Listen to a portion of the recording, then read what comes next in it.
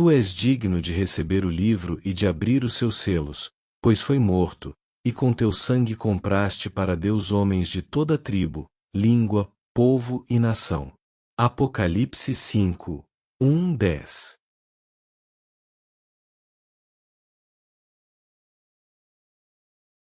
Imagine-se abrindo um livro que começou a ser escrito num tempo de medo e esperança.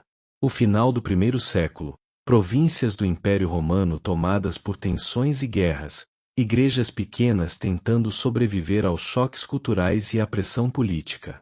Foi nesse cenário que surge o texto conhecido como Apocalipse, uma obra visualmente intensa, repleta de símbolos, enviada a comunidades que precisavam tanto de advertência quanto de consolo. O primeiro capítulo funciona como um prefácio e um choque inicial. Ali não há metáforas tímidas, mas uma cena poderosa que já anuncia o tom do que vem a seguir.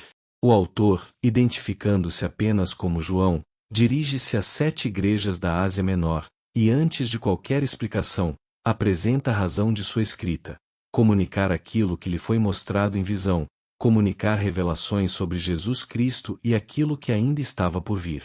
Essa abertura contém fórmulas típicas das cartas do período, saudações de graça e paz, mas é rapidamente invadida por imagens que não pertencem a uma carta comum: relâmpagos, tons de ouro, olhos como chamas, uma espada saindo da boca de alguém que é ao mesmo tempo glorioso e terrível. Quando lemos a descrição do que João viu, somos empurrados para dentro de uma experiência sensorial. Não se trata de mera alegoria intelectual, é uma visão que agride os sentidos para que a mensagem penetre nos corações. João está na ilha de Patmos, exilado por causa da sua fé, e diz que no dia do Senhor estava no Espírito quando ouviu uma voz poderosa atrás de si, uma voz como de trombeta, que o instrui a escrever o que ia ver e enviá-lo às igrejas. A voz chama atenção para a soberania daquela revelação. Aquilo que será dito não é fantasia, não é uma opinião humana, é uma revelação daquele que é o princípio e o fim. E então João descreve a figura central da visão, a figura que em toda a obra é apresentada como o Senhor da história. Ele a descreve num brilho quase impronunciável: cabelos brancos, olhos ardentes, pés como bronze polido, voz como muitas águas, um rosto que brilha como o sol. Cada detalhe carrega significados simbólicos. Os cabelos brancos sugerem eternidade ou a sabedoria que transpassa gerações. Os olhos flamejantes falam de discernimento intransigente. Os pés de bronze aludem à estabilidade, ao juízo que pisa a história. E a voz das muitas águas evoca autoridade que não se esgota em uma língua humana, é algo que domina as potências da natureza. João tenta, como qualquer ser humano diante do divino, responder com a reação mais natural: cair aos pés como morto. É uma cena dramática, mas a figura o toca, com palavras que soam como consolo e missão ao mesmo tempo. Não temas. Eu sou o primeiro e o último. Vivo para todo sempre. Tenho as chaves da morte e do Hades. Isso é essencial. A visão não vem apenas para intimidar, vem para delegar autoridade. Há uma compatibilidade estranha e fascinante. A glória que assusta também delega missão. A carta visionária passa então a instrução: escrever o que viu e enviar às 7 igrejas.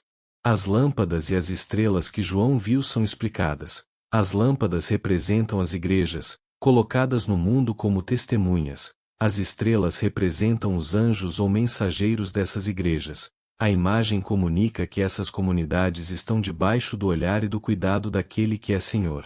Repare na maneira como o capítulo une a presença majestosa do divino com a vida concreta das comunidades locais. A visão não é uma teoria abstrata, ela encontra aplicação direta. Cada igreja ouvirá uma palavra, cada comunidade verá sua situação por meio do prisma daquela autoridade soberana. João recebe então uma segunda ordem muito concreta: não apenas ver, mas escrever.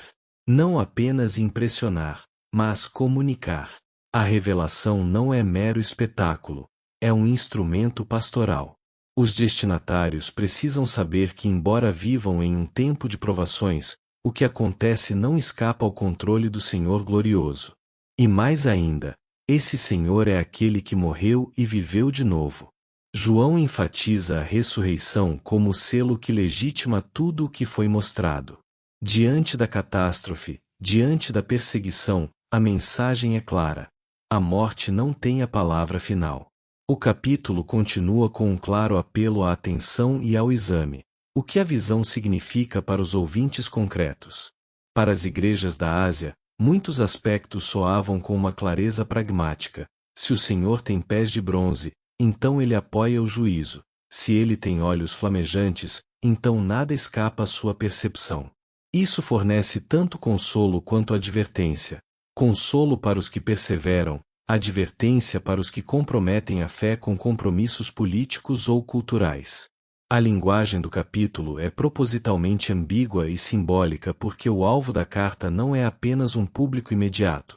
A intenção é produzir imagens que resistam ao tempo. Símbolos religiosos fortes atravessam gerações, e quando bem usados, conseguem mobilizar convicções mais profundas do que um argumento lógico poderia fazer. Por isso, essa abertura continua funcionando até hoje. Ela não apenas diz que Cristo é Senhor, mas mostra como essa soberania se manifesta em uma história concreta que envolve dor, julgamento e esperança.